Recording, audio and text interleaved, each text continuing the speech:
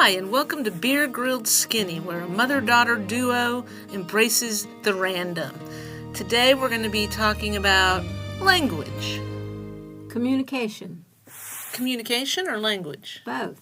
Okay. So here's the thing. Last night I woke up twice. The first time, what kept running through my brain was language and communication. Second time I woke up, it was curses. And I associated that to the use of words to curse people because that's what generally how you curse somebody is you use words. So I just thought it would be interesting to talk about the power of words. Okay. Oh, so you're not grasping, Lori Ann Marie? Okay, let me go further with that.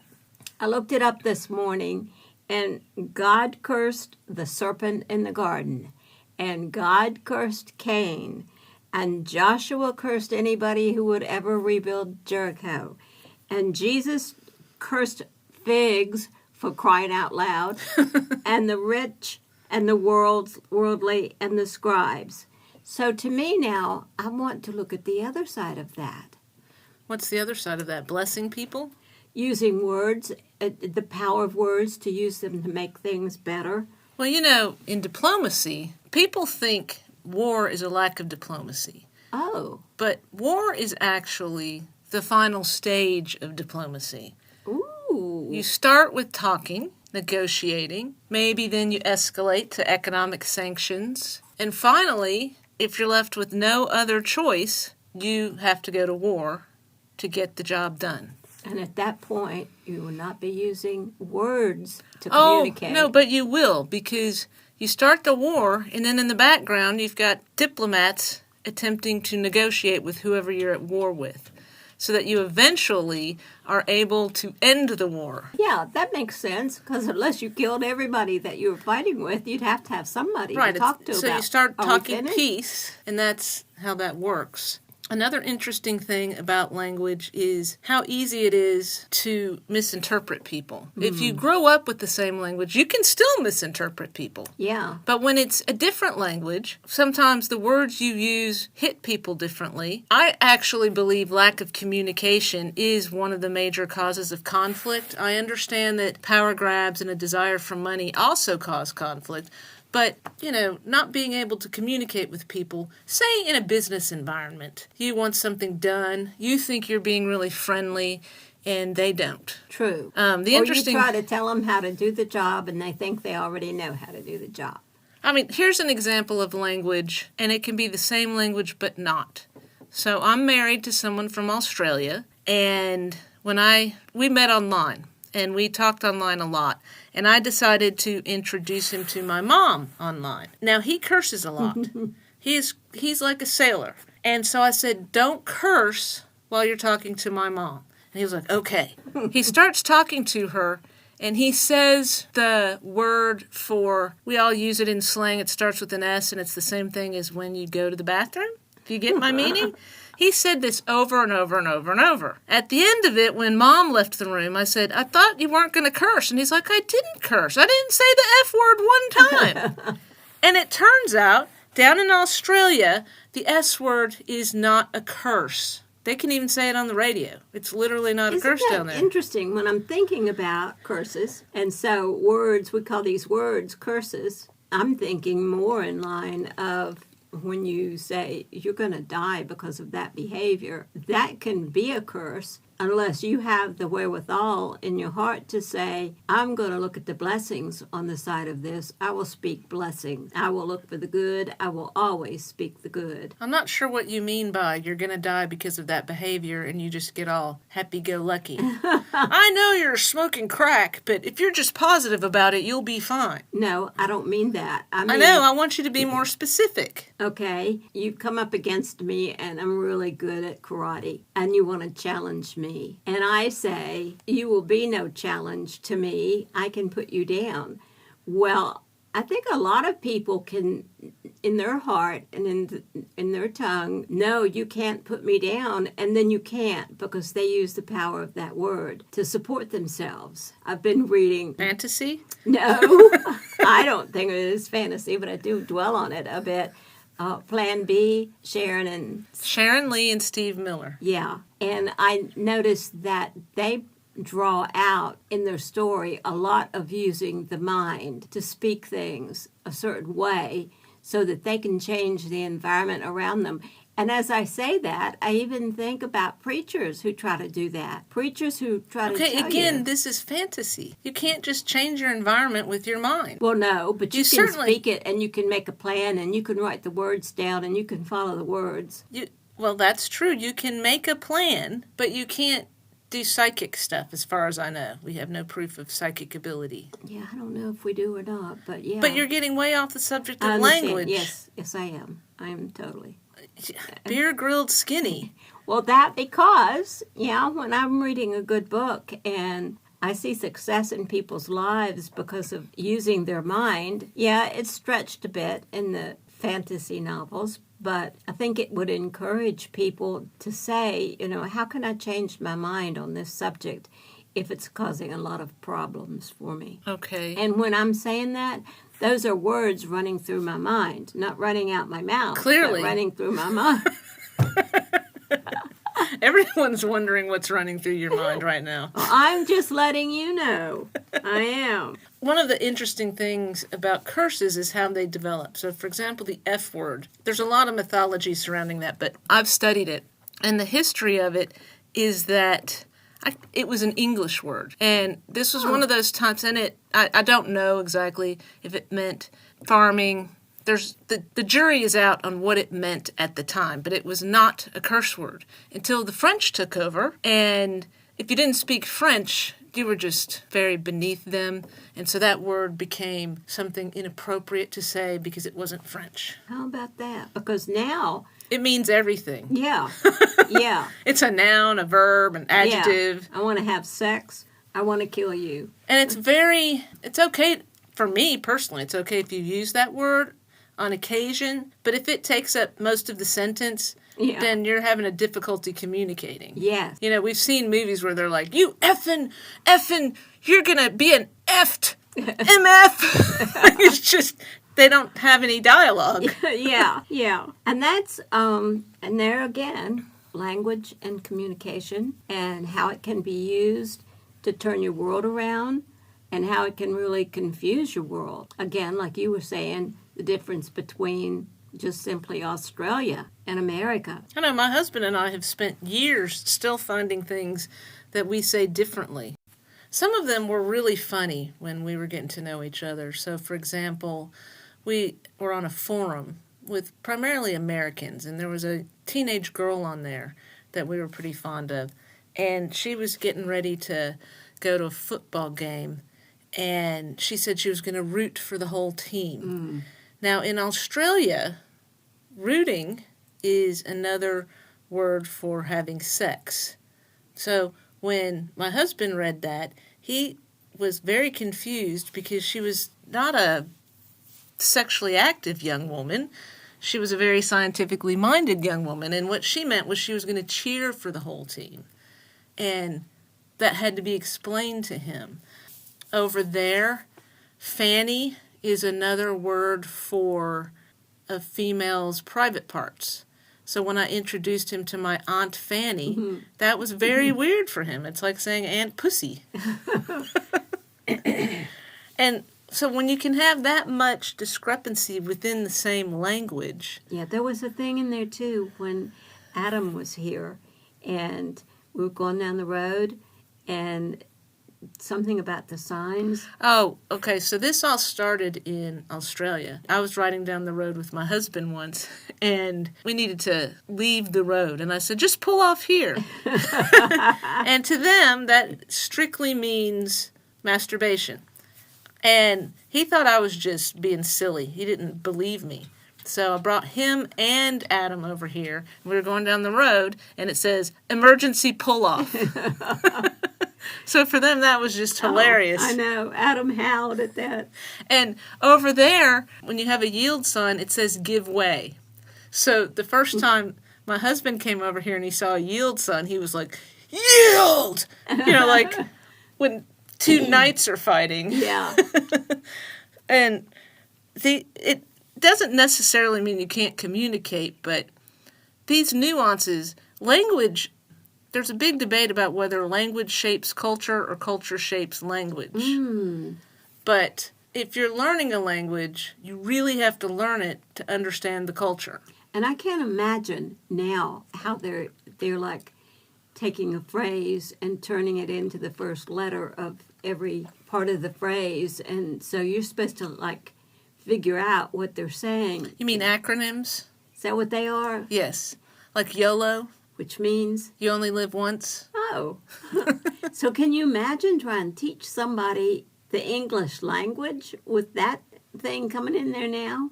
Well, I don't know how much they spend time teaching slang. Slang's something you just pick up on. Oh. And that's what Okay. that is. And slang is constantly changing. The older you get, the harder it is to keep up. You go from, you know all the slang to, I have no idea what that person just said. I know. Getting older, I can understand that. And I guess it wouldn't be as bad if you hang out with young people, because they can keep you up on the terms, because it's young people that change all the terms. Yeah. It's not old people. And I don't quite know how to define young versus old, but I'll just say teens and people in their 20s tend to shape the slang of the language. I remember when I was a teenager, everyone liked to say killer and killeracious and bad, and this habit of taking words and using them in the opposite way that they're meant to be used to mean the opposite. So when you say, oh man, he's bad, and you mean Yeah. it as a good thing. Well, when I was at James Madison University, when it was a women's college, just simply Madison College, it was really very inappropriate to use slang at all. If you wanted to be a proper young woman, you didn't speak with slang. Now when I think back, I'm like, did I have any slang in my language? Probably not, because you had very strict parents True. that seemed to think everything was a curse word. I mean, Yeah. when I was a kid, if you talked about sex in front of my grandmother, you had to say Yes. sex. And I don't know why. It's not like she couldn't spell. She's the one that taught me how to play Scrabble. Yeah, there were just words, I guess, became offensive. I don't know who made up those rules. It's interesting because you used to... Now, I understand why the N-word is offensive. I find it strange that black people are allowed to use it, especially, I think to myself, because, you know, I tend to overthink things. I think about, well, if you're half black and half white, Yeah. are you allowed to use it then? And if you're white, you can't use it? What if you grew up in a neighborhood with a bunch of black people, and so you just grew up using it? Yeah. I think it's context. I think when you call someone a name, if you're doing it affectionately and they laugh, then it's not a problem. Yeah. It's if you put anger behind it. Yeah. You could say any word and it would be offensive Yeah. because you're being offensive. It's not the words that are offensive. There's some wisdom there. I know. I wish people would listen to me. I am wise. You should all listen to me. Beyond her years. You can't say that anymore. You could say that when I was 16. Circling around back to your nonsense about psychic abilities, you know, part of that has developed because of this thing called body language. A lot of people are so good at reading body language that it seems like they are psychic. Professional poker players are an example. They can figure out people's tells, because part of playing poker isn't just looking at your hand and covering up your own face. It's looking around and seeing what people's tells are. Yeah. When you're really good at body language, it seems like you're reading someone's mind. You can tell if they're lying. And there are people that will do these little things like, oh, if you look up and to the left, you're lying. Or if you do this, you're lying. It's not that simple. It's a whole, like, encompassing thing where you're looking at how tense they are. I tend to cross my arms a lot. I've had a lot of people think I'm defensive as a result, but in reality, I just find that a comfortable position to be in. So a body language expert would be able to see that my face is still relaxed, I'm not looking tense in my eyes, I just happen to have my arms crossed. Yeah. I've had to work at when I'm in a conversation with someone that might be slightly contentious to not cross my arms, because of how people take that. And so body language is also a language. And I believe that that's part of the reason we're struggling in social media, because that aspect has been removed. Right. It's just text. Yeah. And it's often very difficult to convey what you mean in text. I work at it now. It's because I love writing, and people do it in books all the time. They're able to convey everything in books. Although in books they get to say things like, he was standing and leaning against the wall. He cocked his head. He gave a half smile. Yeah. So they show the body language. Yeah. I can't get online and go, I am smiling as I write this. Winky, winky. I do try to use, are they called Emojis. Emojis. I try to use those smiley faces when I think maybe what I said, somebody might take it offensively, or they'll think, they won't know I'm joking. Mm-hmm. So that, to me, that always softens it for me. I don't know about the person on the other end who's reading it. Well, unless they come back and yell at you, they probably did get it. Yeah. But I see that that's a lot of what's going on. Sometimes I'll read something someone wrote, and I know 100% they were being sarcastic and funny, but all the replies take them literally and just rip them to shreds. Yeah. I guess we're going to have to adapt to this. It's going to be a new world when it comes to communication, and that's maybe why we have so many upsets with people thinking they said something in a jovial way and when they wrote it out and nobody took it that way. I think it's slowly starting to change. A lot of us are starting to say, if you wouldn't say this in person, don't say it online. Yeah. Unless, if you're trying to start a fight, that's fine. Yeah. But there are things that people say, especially men, there are things that men say online that if they said that to a man to his face, they'd get punched. It just is so inappropriate. And then there are trolls, and then there are bots. So we have a lot to sift through in terms of communication. And I want you to know, I get tired of having to sift.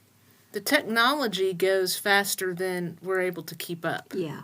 When you consider the fact, hearkening back to our first episode, that you started off without a toilet or a phone or a television, and now here you are with a smartphone trying to figure out who to talk to on social media. Yeah. That's fast. And I've got, the Echo, is that what they're called? Mm-hmm. We've given her a name.